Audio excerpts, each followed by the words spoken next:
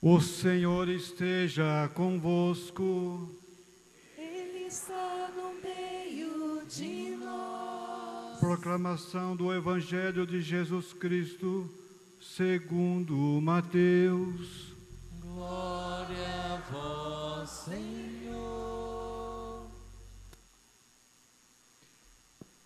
Naquele tempo, disse Jesus aos seus discípulos: Eu vos digo, se a vossa justiça não foi maior que a justiça dos mestres da lei e dos fariseus, vós não entrareis no reino dos céus.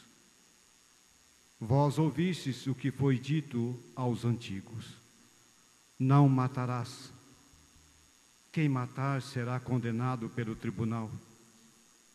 Eu, porém, vos digo: todo aquele que se encoleriza com seu irmão será réu em juízo.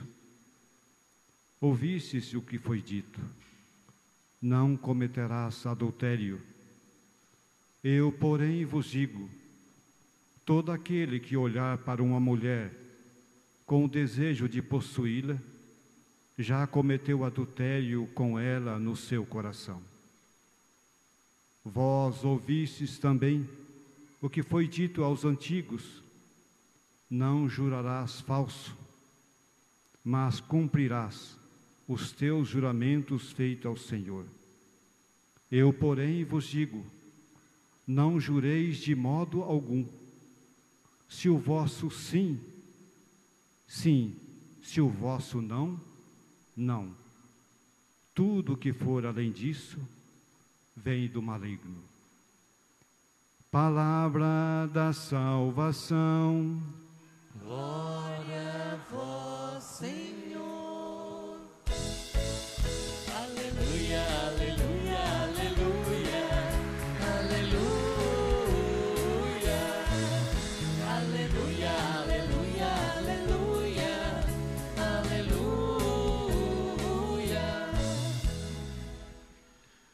Caríssimos irmãos e irmãs, estamos celebrando no sexto domingo do tempo comum mais uma parte do discurso de Jesus proferido no Sermão da Montanha. Vejam que são 3 capítulos do Evangelho de Mateus, 5, 6 e 7, em que Jesus discursa com autoridade, exortando os discípulos um modo de vida que ele gostaria que cada um deles tivesse. Portanto, há 2 domingos atrás, nós ouvíamos o código de felicidade. Jesus dizia: feliz você será se for manso, humilde, misericordioso e assim por diante. Depois, no domingo passado, Jesus nos chama a percebermos que tudo aquilo que nós fizermos é para que o Pai seja glorificado.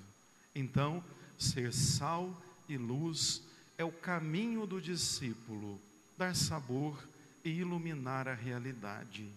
E hoje, nestes versículos que ouvimos, Jesus vem para orientar quanto àquilo que nós chamamos de moral cristã.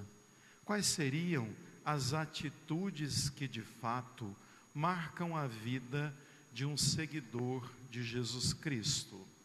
Quando a gente fala em moral cristã, nós não estamos falando em moralismos, nem legalismo, nem fundamentalismo, nem nada do tipo.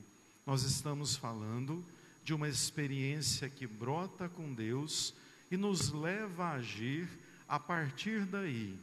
Então, quando Jesus diz assim: eu não vim abolir a lei e nem os profetas, ele está querendo dizer assim, que agora o que ele vai propor é mais profundo, porque vai tocar no interior de cada ser humano.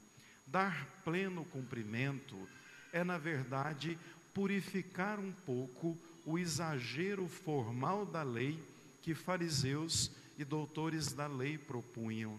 Por isso, no início do Evangelho, nós ouvíamos: se a vossa justiça não for maior que a justiça dos mestres da lei e dos fariseus, vocês não vão para o céu. O que é a justiça? Justiça é ajustar a nossa vida à vontade de Deus.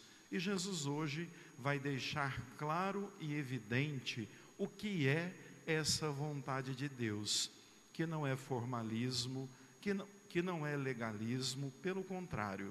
Até então, eles tinham recebido 10 mandamentos no Monte Sinai, um código de liberdade. Depois disso, com o passar do tempo, houve um fechamento e uma rigidez exagerada. De 10 mandamentos, eles transformaram em 621. Todos eles para serem cumpridos de modo radical, e muitos deles associados a práticas externas, como lavar a mão, como lavar as vasilhas. O livro do Levítico, ele vai mostrando o quanto essas leis foram ficando exageradas. E aí Jesus diz: se nós ficarmos no farisaísmo, no legalismo, em agirmos para que os outros vejam, em um fundamentalismo exagerado, nós não entendemos nada do projeto de Deus, porque o projeto de Deus passa pela experiência do amor. Aí vale a pena a gente abrir um parêntese para entender o que é moral. Moral, na verdade, é um ato em que nós vamos, sobretudo, passar pela consciência, atingir a nossa liberdade e vontade para agirmos e assumirmos responsabilidade sobre isso. Um ato moral, na verdade, é um ato que passa pela nossa razão, da razão para a nossa liberdade, para o nosso consentimento, para a nossa vontade. A gente, antes de fazer qualquer coisa, permite que aquilo aconteça, até chegarmos ao ato propriamente dito e, por fim, assumirmos a responsabilidade disso. Por que eu estou dizendo tudo isso? Porque Jesus aqui, ele vai dar 3 exemplos em que ele aprofunda e esclarece a lei, para que a gente perceba que a lei ou o seguimento a Deus é perfeito quando é construído dentro de nós e não fora. Uma lei heterônoma que está fora não tem sentido. Diferente é uma lei autônoma, que eu sei que eu não posso fazer aquilo, porque aquilo não é justo, aquilo não é bom e aquilo não é verdadeiro. E aí Jesus começa dizendo: vós ouvistes o que foi dito aos antigos, ou seja, os nossos pais receberam a seguinte lei: não matarás. Percebam que o não matar é o gesto final. Só que Jesus vai dizer: eu, porém, vos digo, todo aquele que se encoleriza com seu irmão já é réu de juízo. Ou seja, o que Jesus quer dizer aqui? Antes de matar, primeiro, a gente vai ter que ter raiva, ranço, rancor, ressentimento, nutrir isso dentro de nós, permitir isso na nossa liberdade, para depois ir matar. O gesto e a atitude, na verdade, passa pelo nosso juízo moral, pelos nossos valores. Então, o problema começa naquilo que a gente sente, naquilo que a gente pensa, nas permissões que nós damos para a nossa liberdade para chegar no ato. Por isso que Jesus aprofunda a lei, que não pode ser resumida no ato, porque o ato em si é consequência de tudo que nós tramamos no nosso coração. Então veja, cuidar do coração é um caminho.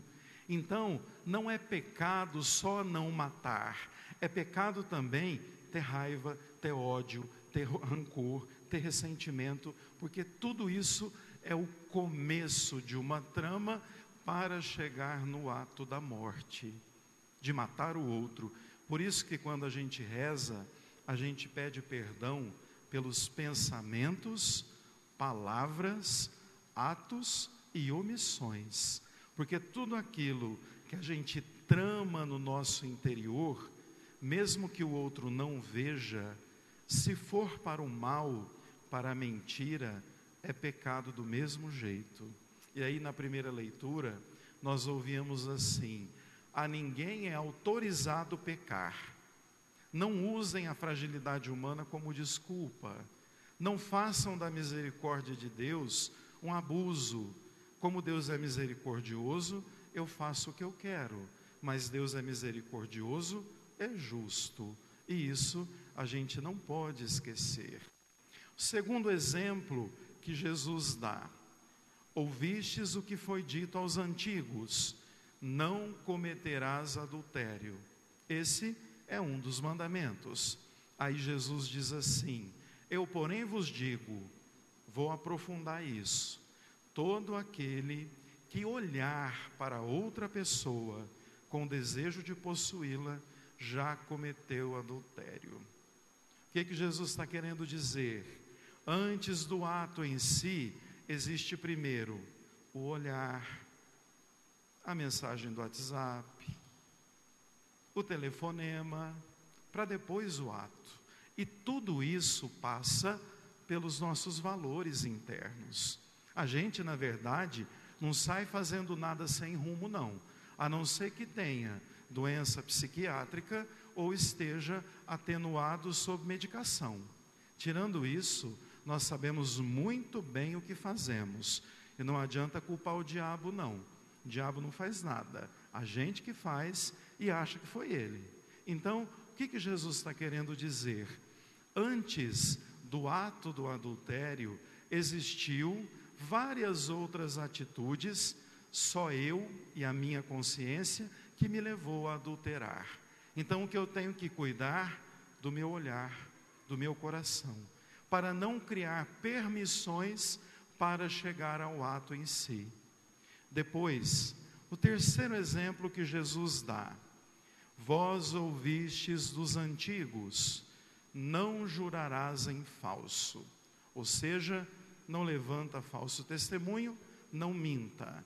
Aí vem o acréscimo de Jesus: eu, porém, vos digo, não minta, não jures de modo algum, que o vosso sim seja sim, que o vosso não seja não.